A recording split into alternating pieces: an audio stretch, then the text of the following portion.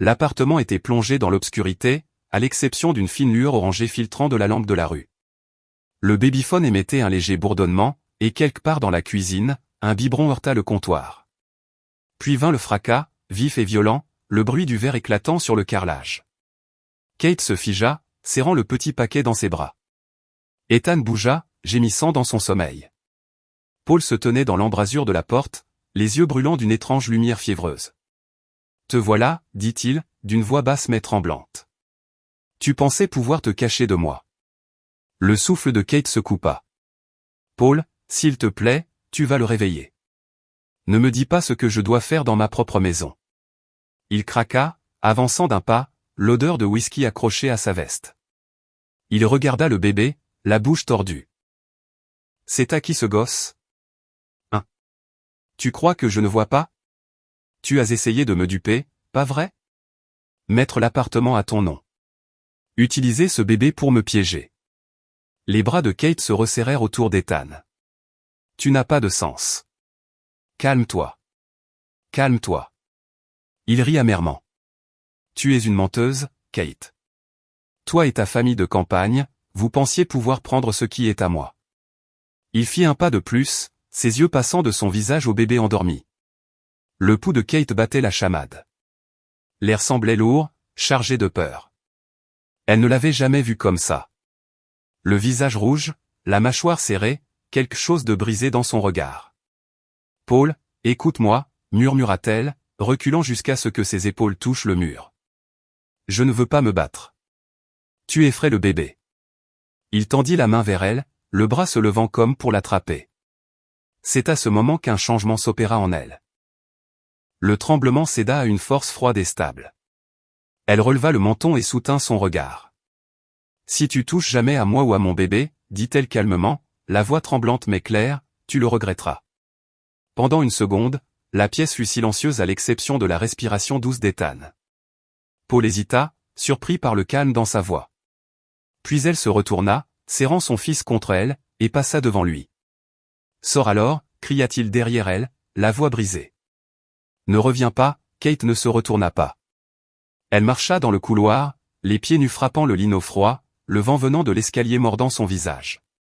Dehors, l'air nocturne était vif, chargé d'odeurs de neige et d'essence. Elle rapprocha Ethan d'elle, lui murmurant à l'oreille, « Tout va bien, mon chéri. Nous partons maintenant. » Derrière elle, la porte de l'appartement claqua, le bruit résonnant dans le couloir comme un verdict final. 5 ans plus tôt, l'air de cédar rapide portait encore une promesse. Kate Dawson avait 22 ans, fraîchement arrivée d'une ville agricole où les champs de maïs s'étendaient jusqu'à l'horizon et où les rêves semblaient trop grands pour le paysage. Elle était venue en ville avec un sac de sport, une bourse pour le programme théâtre du collège communautaire local et une obstination à croire que les filles des petites villes pouvaient encore se construire un avenir. Le jour, elle travaillait dans un café près du théâtre communautaire, servant le café aux habitués, mémorisant ses répliques entre les services, toujours imprégnées d'odeurs d'espresso et de poussière de Seine. Cet après-midi-là, fin septembre, elle essuyait les tables quand un homme entra, tenant la main d'un petit garçon. Paul Dawson semblait légèrement déplacé dans son uniforme de vigile, grand et silencieux, l'expression fatiguée mais bienveillante. L'enfant, 6 ou 7 ans peut-être, serrait un flyer froissé pour la pièce pour enfants Les Aventures de Pinocchio. « C'est complet » lui dit Paul doucement en s'agenouillant. « Tu auras la prochaine fois, mon grand. » Kate entendit la déception dans la voix de l'enfant et quelque chose en elle, cette part douce qui la faisait aimer le théâtre, ne put laisser passer. Elle s'approcha du guichet qu'elle connaissait de ses répétitions du soir et murmura quelque chose. Quelques minutes plus tard, Paul et l'enfant glissèrent dans 2 sièges du fond, souriant tandis que les lumières s'éteignaient. Après le spectacle, Paul attendit à la porte, l'enfant endormi contre son épaule. « Tu n'aurais pas dû faire ça, dit-il. Je te le dois. Tu ne me dois rien. » Kate sourit, repoussant une mèche derrière son oreille. Tout le monde mérite un peu de magie parfois. C'est ainsi que tout commença. Le lendemain, elle trouva une tulipe unique, enveloppée dans du papier, sur le comptoir du café, accompagnée d'un mot, pour la fille qui croit à la magie. Paul commença à passer après ses shifts, toujours poli, toujours intéressé par ses répétitions. Il l'écoutait parler de ses pièces préférées, de son rêve de déménager un jour à Chicago ou New York. Il lui disait qu'elle lui rappelait quelque chose de vrai dans un monde qui avait oublié de ressentir. Leur premier rendez-vous fut une promenade le long de la Cedar River, avec du café et des thermos, regardant les lumières scintiller sur l'eau. Kate avait déjà fréquenté des garçons plus centrés sur eux-mêmes que sur leurs rêves, mais Paul semblait différent, ancré, doux, attentif aux petites choses. Les semaines devinrent des mois, il lui apportait des repas entre les répétitions, l'attendait dans le hall avec une fierté tranquille. Il lui disait qu'elle était la seule chose réelle dans sa vie. Kate le croyait. En hiver, elle ne pouvait imaginer un avenir sans lui. Ses amis du théâtre plaisantaient sur le fait qu'elle était tombée tête première, et elle l'était. Pour Kate, leur amour ressemblait à une histoire enfin arrivée sur sa scène, simple, pure, et destinée à durer. 3 mois plus tard, la neige avait fondu en gadoue le long des trottoirs lorsque Kate et Paul se tinrent côte à côte au tribunal du comté de Lynn. La cérémonie dura moins de 10 minutes, sans musique, sans bouquet, juste 2 signatures, une veste en cuir usée sur ses épaules et l'odeur de café accrochée au manteau de Kate. Paul disait qu'il n'avait pas de sens de gaspiller de l'argent pour un mariage alors qu'ils pouvaient commencer à économiser pour leur propre appartement. Kate acquiesça facilement. Elle pensait que la simplicité signifiait maturité. Cet amour n'avait pas besoin de témoins pour être réel. Ensuite, ils déjeunèrent dans un dîner en face. Paul prit un burger, Kate toucha à peine sa salade, trop occupée à suivre l'anneau d'or à son doigt. Il sourit une fois, ce sourire discret et réservé qui l'avait séduite au départ, et lui promit que les choses iraient mieux. Il parlait de projets à long terme, acheter une petite maison, peut-être une voiture d'occasion, fonder une famille au moment opportun. Tout semblait sûr, solide, presque réconfortant. Ils louèrent un appartement d'une chambre près du centre-ville de Cedar Rapids, pas loin du théâtre communautaire. Ce n'était pas grand-chose, murs fins, vieux tapis, fenêtres qui fermaient mal, mais Kate le décora avec des rideaux de friperie et des affiches de ses pièces encadrées. La nuit, elle répétait doucement ses répliques pendant que Paul s'endormait sur le canapé. C'était domestique d'une manière qu'elle n'avait jamais connue, ordinaire mais chaleureux. Paul faisait de longues nuits comme vigile au supermarché H sur la 1 Avenue, rentrant souvent juste avant l'aube, épuisé, imprégné d'odeurs de café et de désinfectant. Kate partait pour le café ou ses répétitions juste au moment où il se glissait au lit. Leur vie se chevauchait comme 2 pages d'un livre mal aligné. Pendant ses pauses déjeuner, elle écrivait dans son journal de petits fragments de pensée et de gratitude, « Il est fatigué, mais bon. Je crois que nous construisons quelque chose de solide. Peut-être que c'est ça, l'amour. » Mais de petites fissures commencèrent à apparaître.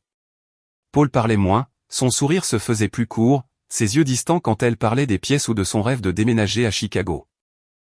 Lorsqu'elle mentionnait une audition ou des répétitions tardives, il fronçait les sourcils, « Tu n'as pas à courir après tout ça.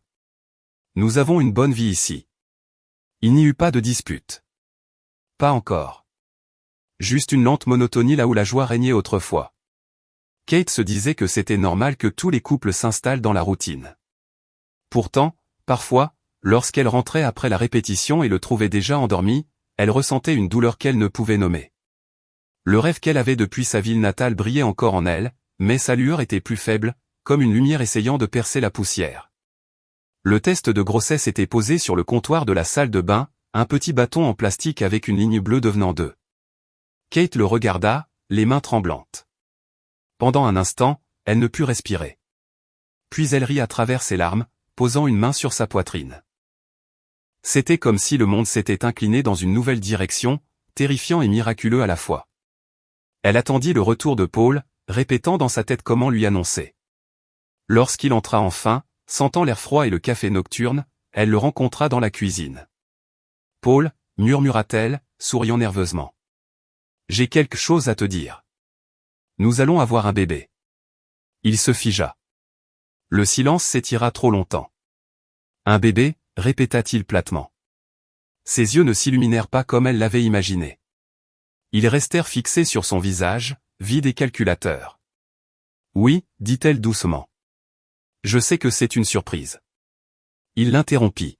« Tu crois vraiment que nous pouvons nous le permettre maintenant ?» Les mots tombèrent comme de l'eau glacée. Kate cligna des yeux, son sourire disparaissant. « Je pensais que tu serais heureux. » « Heureux ?» Il lâcha un rire court et amer. « Tu travailles à mi-temps dans un théâtre qui paie à peine le minimum, et moi je fais des doubles shifts juste pour suivre le loyer. Comment tu crois que ça fonctionne, Kate ? Elle avala difficilement. On va y arriver. Les gens le font tous les jours. Nous trouverons une solution. Il secoua la tête. Tu devrais envisager, tu sais. Certaines options. Son estomac se noie. Non. Ne dis même pas ça. C'est notre enfant. Mais la tendresse qui avait autrefois rempli ses yeux avait disparu. Au cours des jours suivants, son sarcasme s'aiguisa jusqu'à devenir cruel. Chaque repas se transformait en plainte, chaque dépense en leçon. Peut-être que tes parents pourraient envoyer plus de pommes de terre de la ferme, ricana-t-il. Ils sont doués pour ça, non? La terre et le travail dur. Kate se mordait la langue jusqu'au sang, cachant ses larmes quand il ne regardait pas. Elle se répétait qu'il avait juste peur, que cet homme ne savait pas toujours gérer les responsabilités. Tard le soir, elle s'asseyait au bord du lit, les mains sur son petit ventre, murmurant « Ça va, petit ange. Il finira par changer. Il doit le faire. » Lorsque ses parents, Tom et Marilyn, apprirent la nouvelle, ils lui proposèrent de la ramener à Marion jusqu'après la naissance. La voix de son père était ferme mais inquiète, « Tu n'as pas à rester là-bas, ma chérie. Toi et ce bébé aurez toujours une place ici. » Mais Kate refusa. « Je dois croire qu'il changera, » dit-elle doucement. La vérité, c'était qu'elle ne supportait pas l'idée d'échouer, de redevenir cette petite fille de province qui retourne chez elle quand la vie devient difficile. Elle voulait que son enfant grandisse en voyant son père comme un homme bien. Elle ne le savait pas encore, mais la version de Paul qu'elle aimait avait déjà disparu, ne laissant que l'ombre de l'homme qu'elle croyait avoir épousé. C'était au début du printemps lorsque Tom Lane s'arrêta à Cedar Rapids, son vieux pick-up Ford s'immobilisant devant l'immeuble des Dawson. La benne était chargée de cartons, de produits faits maison, de kilts de Marie et d'une enveloppe soigneusement glissée dans la veste de Tom. Il serra sa fille contre lui, remarquant les cernes sous ses yeux et son sourire un peu trop forcé pour cacher sa fatigue. « Je voulais aussi venir voir comment tu allais, » dit-il en regardant autour de l'appartement exigu. « Pas beaucoup de place pour un petit, hein. » Les joues de Kate s'empourprèrent. « On s'en sort. Paul parle de prendre bientôt notre propre logement. » Tom hocha la tête, sortant l'épaisse enveloppe et la posant sur le comptoir. « C'est de la vente de ce pâturage à l'ouest. Ce n'est pas énorme, mais ça te donnera un coup de départ. Utilise-le pour quelque chose qui t'appartient. » Quand Paul rentra de son travail et vit l'argent, son visage fatigué s'éclaira pour la première fois depuis des semaines. « Ça pourrait vraiment nous aider, » dit-il avec enthousiasme en se tournant vers Kate. « Mes parents pourraient peut-être aussi participer. Peut-être qu'on pourra enfin arrêter de louer. » Le week-end suivant, il l'emmena de l'autre côté de la ville, dans le quartier de Cedar Rapids, près des voies ferrées et des vieilles maisons. Ils s'arrêtèrent devant un duplex abîmé, la peinture écaillée, la cour jonchée de vieilles briques et d'une balançoire rouillée. « C'était chez ma grand-mère, » expliqua Paul. « Elle est entrée en maison de retraite l'an dernier. Mes parents ont dit qu'on pouvait la voir si on le retapait. Ce n'est pas grand-chose maintenant, mais ça pourrait l'être. » Kate observa les marches fissurées, le porche branlant, les fenêtres tachées. À l'intérieur, l'air sentait la fumée et la poussière. Les murs étaient jaunis, l'évier de la cuisine rouillé, et chaque fenêtre sifflait avec le vent. Mais elle vit plus que la décrépitude, elle vit la possibilité. « Il a juste besoin d'amour, » dit-elle doucement. Paul sourit, cette étincelle ancienne revenant un instant. « Exactement. On peut en faire notre chez nous. » Dans les semaines suivantes, le petit duplex devint leur projet. Paul contacta quelques entrepreneurs de son travail de sécurité, et Kate passait toutes ses heures libres à nettoyer, grattant la saleté des murs, frottant les sols jusqu'à ce que ses mains lui fassent mal, choisissant des couleurs de peinture dans les rayons soldés de Home Depot. L'argent de son père paya tout, les nouveaux appareils, les réparations de plomberie, même la porte d'entrée blanche que Paul tenait à remplacer. Quand les ouvriers eurent fini, l'ancien logement semblait presque neuf. Les murs brillaient, l'air sentait la peinture fraîche, et la lumière du soleil pénétrait par des fenêtres impeccables. Kate se tenait dans le salon un soir, la main sur son ventre arrondi, imaginant leur futur ici. Pour la première fois depuis des mois, elle se sentit certaine d'avoir eu raison de rester. C'était enfin le début de la vie qu'ils étaient destinés à construire ensemble. Les semaines passèrent et le vieux duplex se débarrassa peu à peu de sa poussière et de sa décrépitude. Les murs fissurés furent repeints en crème douce, les fenêtres voilées remplacées par du verre solide captant la lumière du matin. Paul supervisait les entrepreneurs, mais Kate faisait la majeure partie du travail, frottant la saleté, transportant les gravats, ponçant les boiseries jusqu'à ce que ses bras tremblent. L'odeur de la peinture et de la sueur emplissait l'air, mêlée au parfum léger du nettoyant à la pomme qu'elle adorait. Chaque jour apportait de petites victoires. La première fois que la lumière de la nouvelle salle de bain s'alluma, elle applaudit de joie, la nouvelle porte d'entrée en chêne massif avec serrure en laiton se referma fermement, scellant les courants d'air hivernaux. Kate confectionna de simples rideaux avec les tissus restants du théâtre et les accrocha elle-même, fredonnant doucement. Elle s'imaginait bercer Ethan près de ses fenêtres, le léger murmure de la ville se mêlant à la chaleur intérieure. Au début, Paul la complimentait, « Tu as l'œil pour ça », disait-il un après-midi, adossé à l'encadrement fraîchement peint. Elle souriait, un brin fier. Mais au fil des semaines, son ton changea. Il parlait davantage de l'argent économisé grâce à la rénovation, ou de sa chance que sa grand-mère lui ait laissé la maison. Kate remarquait combien le « nous » disparaissait de ses phrases, remplacé par « je » ou « mon ». Elle s'en doutait, se disant qu'il était peut-être juste fatigué, qu'il ne réalisait pas combien ces mots faisaient mal. Elle se répétait que c'était ça, le mariage, compromis, patience, compréhension. Quand la dernière couche de peinture sécha et que l'odeur de chantier disparut, le duplex paraissait presque neuf. Il n'était pas parfait, mais c'était le leur, du moins le croyait-elle. Un dimanche matin tranquille, Kate rangeait la chambre de bébé quand elle entendit Paul parler dans la pièce voisine, sa voix basse, détachée, « Ouais, maman, c'est enfin fini. Mon appartement est super maintenant. Ouais, je t'enverrai des photos quand j'aurai installé les nouveaux meubles. » Ces mots la frappèrent comme une gifle. Mon appartement. Elle se figea, la couverture pliée tombant de ses mains. Longuement, elle resta là, silencieuse, fixant le mur jaune qu'elle avait peint elle-même. Puis elle se pencha, ramassa la couverture et continua de la plier. Elle ne dit rien quand il raccrocha. Elle se contenta de sourire quand il passa près d'elle, faisant semblant de ne pas avoir entendu. Car la paix, se répétait-elle, valait plus que la fierté. Et peut-être que si elle restait silencieuse, la maison finirait par redevenir un foyer. La chambre d'hôpital sentait l'antiseptique et le coton chaud. Dehors, la neige tombait doucement. Kate était épuisée mais radieuse, son nouveau-né reposant contre sa poitrine. Les minuscules doigts d'Ethan s'enroulaient autour des siens comme pour l'ancrer au monde.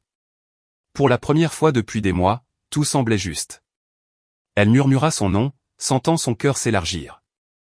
Quand Paul entra, elle sourit faiblement. « Il est parfait, n'est-ce pas » dit-elle, la voix adoucie par les larmes de soulagement. Paul fixa le bébé longuement, l'expression impénétrable. Puis il murmura presque pour lui-même, « Il ne me ressemble même pas », Kate se figea. « Quoi » Il haussa les épaules, forçant un rire. « Je dis juste qu'il prend peut-être de ton côté. Détends-toi. » Mais le ton de sa voix, plat et distant, lui serra la poitrine. De retour à la maison, ce ton se durcit. Paul commença à la surveiller différemment, ses yeux la suivant partout. Quand elle mentionnait les rendez-vous médicaux d'Ethan ou les nuits sans sommeil, il grognait sans lever les yeux. Puis vinrent les remarques, d'abord discrètes, puis plus cruelles. « Drôle comme il n'a aucune de mes caractéristiques », disait-il en zappant les chaînes.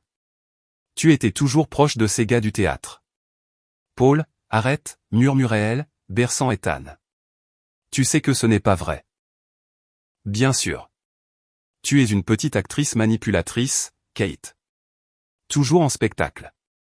Je suppose que c'était ton meilleur rôle, pauvre épouse dévouée, piégée avec un bébé que tu as forcé ton mari à avoir. » Elle ne le reconnaissait plus.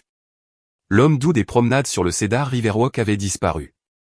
Kate tentait de raisonner, lui rappelant la maison qu'ils avaient construite, les promesses faites au tribunal. « On a dit qu'on affronterait tout ensemble », supplia-t-elle une nuit, la voix brisée. Paul rit, froid et creux. « Ensemble. Tu m'utilises pour une maison. Ne fais pas semblant que tout ça ait jamais été question d'amour. » Ses jambes fléchirent, mais elle ne laissa pas transparaître ses larmes. Elle serra Ethan contre elle, sa seule preuve que quelque chose de bon avait émergé des décombres. Un soir, alors qu'elle pliait le linge, Paul se pencha dans l'encadrement de la porte, les bras croisés.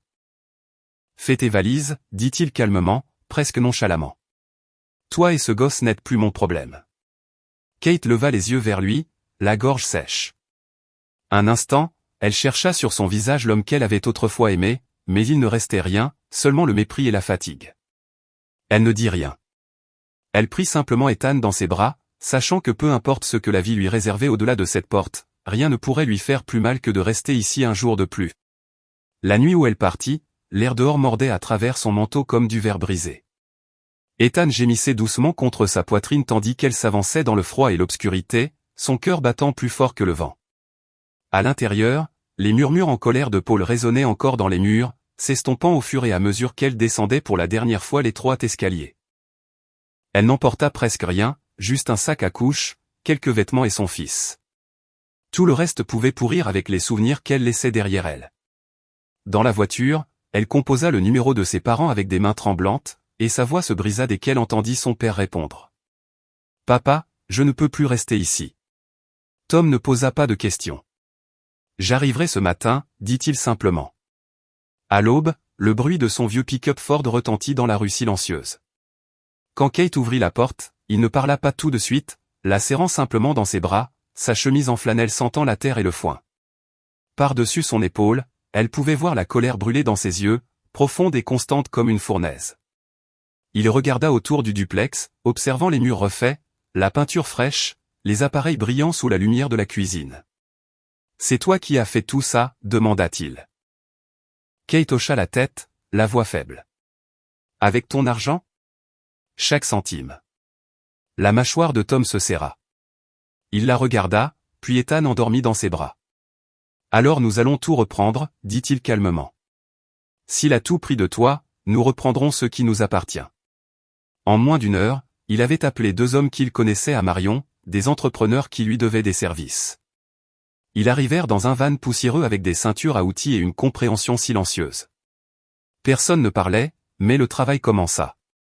Le bruit des perceuses et des marteaux remplit la maison, net et délibéré. Les nouveaux meubles furent démontés en premier, puis le four, ensuite le lave-linge et le sèche-linge que Tom avait acheté. Ils dévissèrent les luminaires, arrachèrent le miroir de la salle de bain, retirèrent même la poignée de porte en laiton que Paul avait fièrement choisi lui-même. L'après-midi, les pièces ressemblaient à un squelette, nu, dépouillé de tout ce qui avait autrefois fait leur foyer. Kate aidait là où elle pouvait, emballant les rideaux, dévissant les caches de prise, enveloppant les plats trouvés dans des magasins d'occasion. Elle bougeait comme dans un rêve, calme mais vide. Le soir, le duplex était nu, les cadres en bois exposés, les traces sur les murs où les tableaux avaient été accrochés. Tom ferma la porte de son pick-up et se tourna vers elle. « Ça suffit. » « Allons-y », Kate jeta un dernier regard à la maison qui avait contenu ses espoirs et ses chagrins. Le vent soufflait à travers l'ouverture, froid et définitif. Elle s'installa sur le siège passager, Ethan blotti contre sa poitrine. Tandis que le camion roulait, elle baissa les yeux vers lui et murmura « C'est la dernière fois qu'il me fait sentir petite. » La neige recommençait à tomber, douce et continue, recouvrant leurs traces avant le matin. Le soir suivant, Paul rentra chez lui, s'attendant à du drame, à trouver Kate pleurant sur le canapé, le suppliant de parler, promettant de faire mieux. Il avait répété son discours victorieux pendant le trajet, sûr de lui. Mais en déverrouillant la porte, il ne trouva que le silence. Un silence creux, immense, résonnant. Il entra et se figea. L'appartement était vidé. Le canapé avait disparu, les plans de travail de la cuisine étaient vides. Le réfrigérateur, le four, le lave-linge, tous les appareils avaient disparu. Même les rideaux avaient été enlevés, laissant seulement de pâles traces de soleil sur les murs. Un courant d'air glacé sifflait dans le salon là où la poignée de la porte avait été. Paul tourna sur lui-même, l'incrédulité serrant sa gorge. « Kate !» Sa voix rebondit contre les murs nus et revint plus faible. Il parcourut les pièces, ne trouvant rien. Ni vêtements, ni jouets de bébé, même pas un berceau. La chambre d'enfant qu'il se moquait n'était plus que 4 murs nus, avec une ampoule suspendue au plafond. Il sortit son téléphone et composa son numéro, marchant nerveusement. « Allez, décroche » murmura-t-il. L'appel alla directement sur la messagerie. Il réessaya plusieurs fois jusqu'à ce que le message se lance, ce numéro n'est plus en service. Son pouce accéléra. Il appela ensuite sa mère. Agnès répondit à la 2e sonnerie, la voix dure et méfiante. « Que se passe-t-il maintenant, Paul ?» Elle est partie, s'emporta-t-il. Elle a tout pris, même la foutue poignée de porte. Un silence s'ensuivit, puis la voix de sa mère dégoulinait de venin, « Je te l'avais dit, cette fille était une profiteuse, elle a sûrement filé avec quelqu'un de son théâtre. Paul voulait y croire. Mais debout au milieu de l'appartement vidé, la vérité s'imposait, comme l'air froid s'infiltrant par les cadres de fenêtres vides. Chaque meuble, chaque installation, chaque carrelage venait de l'argent de ses parents. Les murs sentaient encore faiblement la peinture qu'elle avait choisie. Elle n'avait rien volé. Elle avait simplement repris ce qui lui appartenait. Dans les mois qui suivirent, le duplex resta à moitié vide, rappel de sa propre arrogance. Les voisins murmuraient au sujet du gardien dont l'épouse avait disparu du jour au lendemain. Finalement, Paul vendit l'endroit, bien que les dégâts de la démolition en aient divisé la valeur par 2. Il dilapida l'argent en un an, dans des bars, des prêts risqués, des nuits à oublier. Quand la santé de sa mère déclina, il fut le seul à s'occuper d'elle. L'amertume grandissait chaque jour. Et parfois, dans le silence entre ses quintes de toux, il regardait la peinture écaillée et pensait aux mains de Kate, lissant avec calme, patience, pleine d'espoir qu'il n'avait jamais mérité. 5 ans plus tard, les lumières de cédar rapide brillaient doucement contre le crépuscule hivernal. Le panneau du théâtre communautaire annonçait « Un tramway nommé Désir » avec Kate Dawson. À l'intérieur, le murmure du public se mêlait au froissement des programmes et au léger grincement des sièges en velours. En coulisses, Kate se tenait devant le miroir de sa loge, son reflet encadré de lampes chaudes.